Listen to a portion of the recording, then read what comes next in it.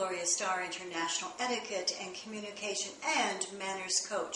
This is part 4 of a 4-part series on dining for delight. At this point, we have finished our soup, our appetizer, which was a salad.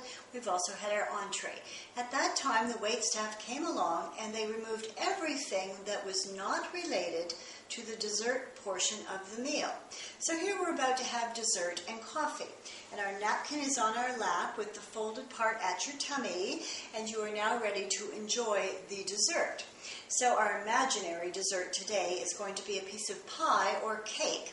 The cutlery items that are directly above you in your formal dining event is going to represent the cutlery that you are going to use for dessert.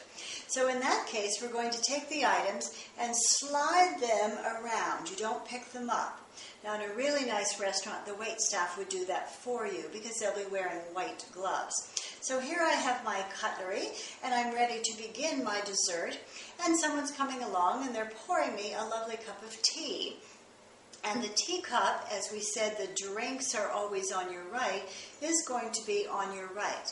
Now, I said that the waitstaff always serves from the left, and they do for the food, but when it comes to your beverages, they're obviously going to serve you directly from the right, so they don't have to cross in front of you with their hand.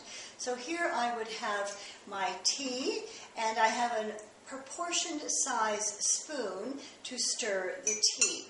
In front of me, I've got a pitcher of milk because milk always goes with tea, where with coffee you could have a cream or a milk for that. Now, if you're going to ask in a restaurant for tea with milk, the staff should know that means you do not want lemon, because if you're having milk and then you add lemon, it's obviously going to curdle. So here I'm going to have the items that I want to put into my tea. And I have a special sugar spoon if I'm going to be having the sugar. And again, that's proportioned as well.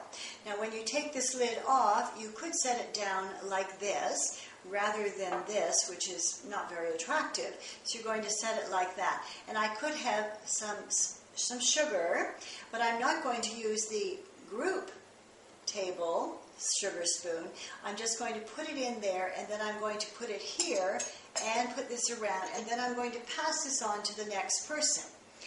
Now, instead of sugar, I might choose a sweetener, such as a raw brown sugar or some version of a sweetener. And this is what I see people doing on a regular basis. It's a lot of this going on, and it's this going on, and then they tear it open, and they munch all this up and leave some big mess on the table. Obviously, that's not the plan. So it's all about quiet and elegance and having no distractions that are functional.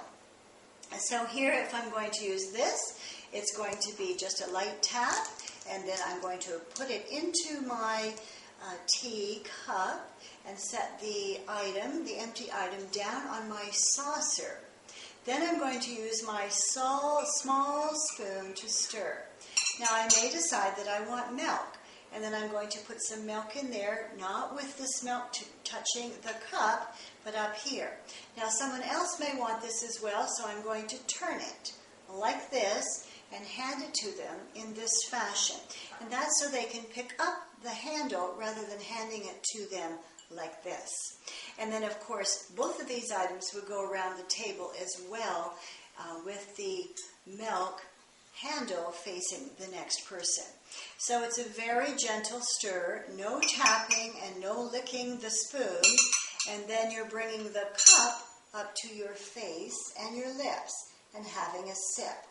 Now, the beverages that you will have at a typical meal should be, you should have an awareness that with women wearing lipstick, to only sip out of one place on the glass or the cup. It's much less messy. And here we have our small dessert wine in this beautiful little glass, and we would have that along with our dessert. Now, for dessert, our imaginary piece of cake or pie, you're going to pick up your cutlery again with the fork like this. And the spoon is going to be held like this or like this. So I'm going to hold my dessert, my cake or pie, with my fork, and then take my spoon and I'm going to cut it and eat that. Now, if you've been in North America most of your life, you'll find that hardly anyone uses this, and that's because it's global, international, and European. Probably about 30 years ago, when I was doing a lot of work on the cruise ships as a guest lecturer, this is where I was first exposed to this. It might take you 2 or 3 days to learn to eat properly in the European way. However, it's well worth it, and it definitely gives you a global essence about you. When I'm not finished, my dessert, my cutlery is open. To indicate to the waitstaff that I am finished, I'm going to put my cutlery together like this. And when I am totally finished, I would put my napkin in a very loose fashion, not folded perfectly, on my left or perhaps even my right. But this seems to be more room here, considering we have our beverages on this side. Now, remember, always, sometimes, and never. The drinks are on your right because that's what your finger shape looks like, and your B for bread is on your left. Topics of conversation are very important, and of course anything that is too personal or too many things, such as at most events, no politics, no religion, nothing too spicy, no gossip, and nothing that is too intimate or too businesslike at a typical event. So what does that leave? That leaves topics like books, theater, art, culture, travel, and maybe a little mild family interaction if that's the purpose of the dinner. So enjoy and learn to dine with delight following the guidelines.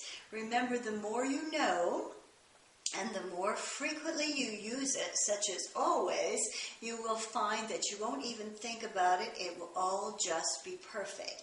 You will make an exceptional guest at a dinner party and always show up with the host and give her or him a gift, just a small gift, to really allow them to be cherished and thanked for their lovely party of which you had the privilege of being a guest.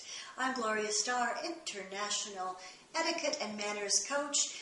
Website details, gloriastarr.com, and Star has 2 R's.